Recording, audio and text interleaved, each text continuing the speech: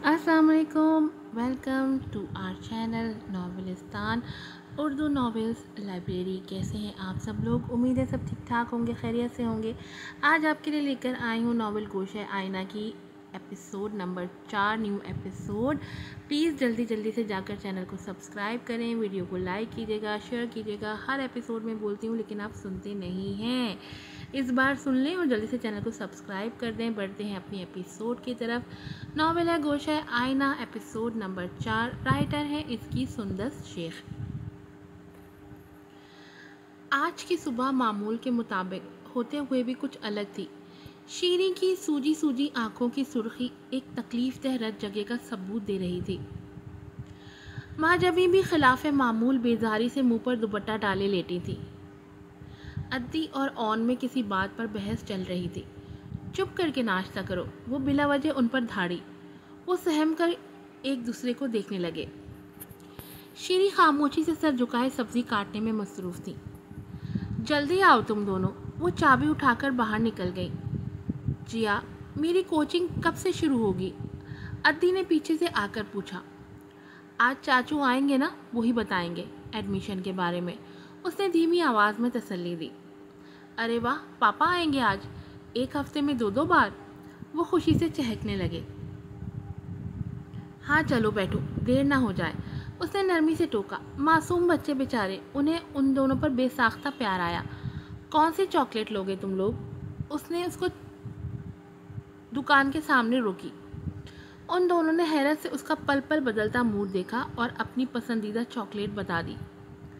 उन दोनों को स्कूल ड्रॉप करने के बाद ना उसका कॉलेज जाने का मूड हुआ, ना ही घर वापस आने का, इसलिए वहीं के करीबी पार्क में चली आई। सुबह का वक्त था, इसलिए पार्क में सिर्फ चंद बुजुर्ग मर्द ख़वातीन ही थे जो अपनी जॉगिंग और योगा में लगे हुए थे। वो खामोशी से एक बेंच पर बैठ गई। बाबा नहीं थे ज़िंदगी के हर मोड़ पर, उनकी कमी महसूस हुई। लेकिन अम्मी, चची, मैं और मेरे दोनों भाई छोटे, हम कितना खुश रहते थे एक साथ। चाचू ने तो बस हमारी खुशियाँ छीनी हैं। पहले दूसरी शादी करके चची को हर्ट किया, अब वो उस औरत को हमारे घर लेकर आ रहे हैं। खुदा जाने कैसा माहौल बनेगा हमारे घर का। इस घुटन में तो सांस लेना भी मुश्किल है। वो बेबसी से सोच रही थी। बच्चे स्कूल जा चुके थे। माँ जबीन नहा रही थी। वो बेदली से सारे काम निपटाकर अपने कमरे में आकर लेट गई। मोहब्बत करने वाले शौहर की बेवफाई का दुख वो बड़ी मुश्किल से झेल कर अपने किरची किरची होते वजूद को संभालती उस घर में हंसते मुस्कुराते अपने शबो रोज़ काट रही थी। लेकिन जब से माँ जबीन ने नादिया के यहाँ शिफ्ट होने की इत्तला दी, उन्हें किसी पल चैन नहीं आ रहा था। कैसे वो अपने शौहर को दूसरी औरत के साथ हंसता मुस्कुराता देख पाएंगी? या अल्लाह, जब आपने मर्दों के हक़ में 4 औरतें दी हैं तो हम औरतों का दिल भी उतना बड़ा बनाना चाहिए ना। क्यों दूसरी औरत की परछाई, उसका जिक्र तक हमें बेचैन कर देता है? आप ही बताएं, मैं कैसे बर्दाश्त करूं? मेरा दिल फट रहा है, लेकिन मैं कोई रिएक्ट करूंगी तो घर का माहौल ख़राब होगा, मेरे बच्चे डिस्टर्ब होंगे। अभी तक तो सिर्फ ये तसव्वुर ही मुझे नाक बनकर डस रहा था कि मेरा शौहर किसी और के साथ है। अब घर में अपनी आंखों के सामने ये सब देख कर कैसे खुद को रोक पाऊंगी मैं? शीरी बेआवाज़ आंसुओं के साथ अपने रब के हुजूर शिकवा के ना थी। डोरबेल की मुसलसल बजती आवाज़ ने उनके रब को तोड़ दिया। कहीं वो आ तो नहीं गए? उनका दिल धड़का। बाजी नहा रही हैं, मैं कैसे जाऊं? उनके कदमों ने आगे बढ़ने से इनकार कर दिया। वो आ गए होंगे उनके साथ, नादिया भी होगी। उनके होठ थरथराए। ओफ, सुकून से नहाना तक नसीब नहीं है। महाजबी मुसलसल बजती बेल से घबराकर बाथरूम से निकल आईं और बुड़बुड़ाती हुई दरवाज़ा खोलने जा रही थी। शीरी के जिस्म की पूरी कुव्वत उस वक्त कुव्वत समात बन चुकी थी। बाहर किसी मर्द के बोलने की आवाज़ आ रही थी। आइए, आप लोग अंदर आइए। माँ जबीन किसी को बड़े जोशो खरोश से अंदर बुला रही थी। शीरी, शीरी बाहर आओ। उनकी पुकार पर वो घबरा कर उठी। शीशे के सामने खुद को देखते हुए अपना हुलिया दुरुस्त किया और बाहर आ गई। लाउंज में सोफे पर एक खूबसूरत सा मर्द, 3 लड़कियां और एक बुजुर्ग खातून बैठी थी। अस्सलाम वालेकुम, शीरी ने झिझक कर सलाम किया। वालेकुम अस्सलाम, उन्होंने मुश्तरका जवाब दिया। वो चारों खवातीन उनकी तरफ देख रही थी, जबकि मर्द ने जवाब देकर अपना सर झुका लिया था। ये हमारे नए किराएदार हैं, महाजाबीन ने तारुफ कराया। ओह अच्छा, شیریں کو یاد آیا کرایہ دار بھی آج ہی آنے والے تھے۔ ماں جبین ان سے باتیں کرنے لگی۔ شیریں کچن میں چائے پانی کا انتظام کرنے آ گئی۔ السلام علیکم۔ کھلے دروازے سے داخل ہو کر ذاکر نے بآواز بلند سلام کیا۔ السلام علیکم۔ ساتھ ہی ایک زنانہ آواز آئی۔ شیریں کے ہاتھ سے پکڑا ہوا سامان چھوٹنے لگا، جسے انہوں نے بڑی ہی مشکل سے سنبھال کر سلیب پر رکھا۔ اچھا ہوا ذاکر تم آ گئے، یہ ہمارے نئے کرایہ دار ہیں، تم بھی مل لو۔ ماں جمین کو انہیں دیکھ کر تسلی ہوئی، لیکن ساتھ میں کھڑے وجود کو دیکھ کر گہرے دکھ نے آن گھیرا۔ اسے بیدار ہوئے کافی دیر ہو چکی تھی، لیکن پھر بھی کسل مندی سے بستر پر پڑی رہی۔ ایک مرد کی محبت اسے پانے کے جنون نے اسے نیم پاگل بنا دیا تھا، ورنہ کون ہوگا اس کے جیسا جو بار بار دھتکارے جانے کے باوجود بھی مسلسل حصول کے تگودوں میں لگا رہے۔ ساتھ لگی دیوار گیر گھڑی دن کے 12 بجنے کا سندیشہ دے رہی تھی۔ وہ نہ چاہتے ہوئے بھی اٹھ گئی۔ وہ خوبصورت تھی، انتہا کی خوبصورت، اور اپنی خوبصورتی کو اجاگر کرنے کا ہنر بھی خوب آتا تھا۔ صبح اٹھ کر نہا کر فریش ہونے کے بعد نئی نویلی دلہن کی طرح تیار ہو کر ناشتہ کیا کرتی تھی۔ آج میک اپ کا دل نہیں چاہا، اس لیے نہا کر اپنا براؤن کڑھائی والا گرم سوٹ پہنا اور صرف لپسٹک لگا کر باہر آ گئی۔ ناشتہ بنا دوں بیوی جی؟ طیبہ لاؤنج میں اپنے بچے کو لے کر بیٹھی تھی۔ اسے دیکھ کر بچے کو احتیاط سے تخت پر لٹایا اور اس کے پاس آ گئی۔ نہیں، اب لنچ کا وقت ہو گیا ہے، تم ایسا کرو میرے لیے صرف ایک سیب کاٹ لاؤ۔ وہ بغور اس کے چھوٹے سے بچے کی طرف دیکھ رہی تھی۔ تمہارا رنگ تو بالکل صاف ہے طیبہ، یہ لگتا ہے اپنے ابا پر گیا ہے۔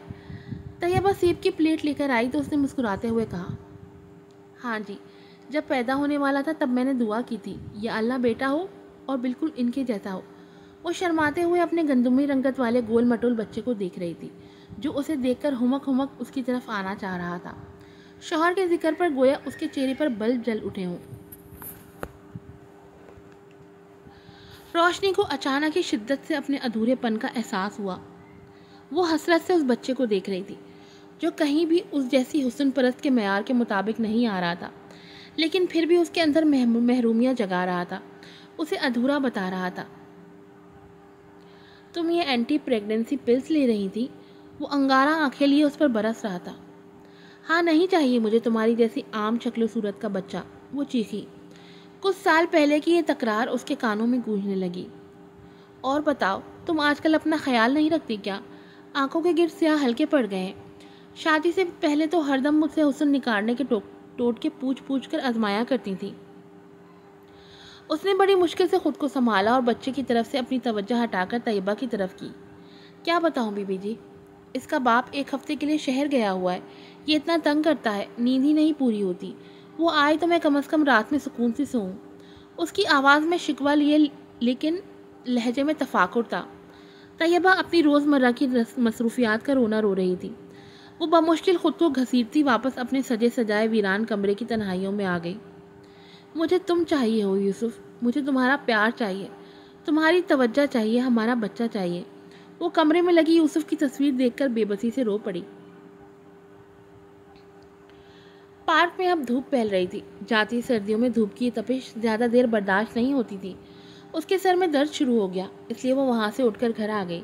اتنی مہنگی گاڑی ہمارے گھر کون آیا ہے؟ گیٹ کے سامنے کھڑی گاڑی دیکھ کر جیا حیران رہ گئی۔ دروازہ کھلا چھوڑ رکھا ہے، اس نے بڑبڑاتے ہوئے اسکوٹی کونے میں کھڑی کی اور دروازہ بند کر کے اندر آ گئی۔ اندر اتنے سارے لوگوں کو دیکھ کر تو وہ گھبراہٹ میں سلام کرنا ہی بھول گئی۔ اتنا خوبصورت مرد، اس کی نگاہیں یوسف پر گویا چپک سی گئیں۔ السلام علیکم، مومل نے اپنی ہم عمر لڑکی کو دیکھ کر دوستانہ انداز میں سلام کیا۔ وعلیکم السلام۔ وہ اپنی بے خودی پر خود ہی شرمندہ ہو گئی۔ امی، چچی کہاں ہیں؟ اس نے زبردستی یوسف کی طرف نگاہیں ہٹائیں تو ذاکر کی بغل میں بیٹھی نادیہ کو دیکھ کر بے ساختہ منہ سے نکلا، وہ کچن میں ہے، جاؤ اس کی مدد کرو۔ انہوں نے کچن کی طرف اشارہ کیا۔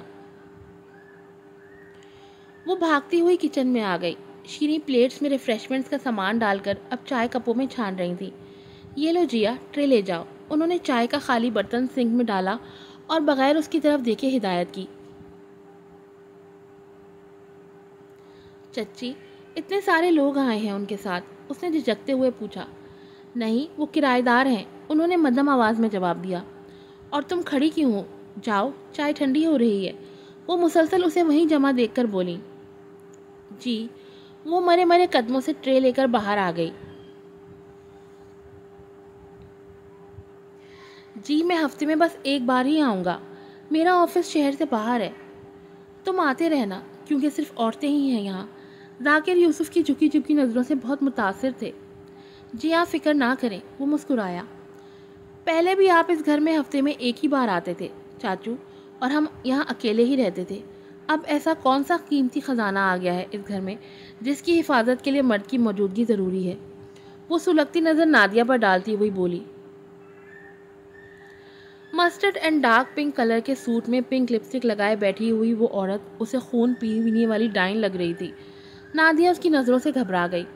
جیا تم اندر جاؤ، بڑوں کے بیچ میں کیوں بول رہی ہو؟ ماں جبین نے اسے گھرکا۔ انہیں لڑکیوں کا یوں بڑھ چڑھ کر بولنا پسند نہیں تھا۔ یوسف نے نظر اٹھا کر اسے دیکھا۔ سادہ سا گرے گھٹنوں سے اونچا فراک، کالا ٹراؤزر، گرے دوپٹہ، جس پر لگی باریک سی بیل کے حصار میں اس کا گندمی رنگ دمک رہا تھا۔ یوسف کو نہ جانے ایسا کیا محسوس ہوا کہ وہ اسے دیکھتا ہی رہ گیا۔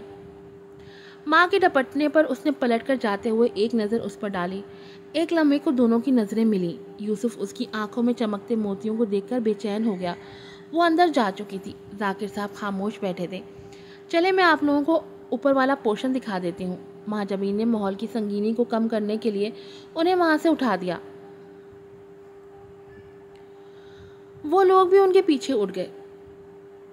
چلو میں تمہیں تمہارا کمرہ دکھاتا ہوں، ذاکر نرم انداز میں دادیا سے مخاطب ہوئے۔ وہ خاموشی سے ان کے ساتھ اٹھ گئی۔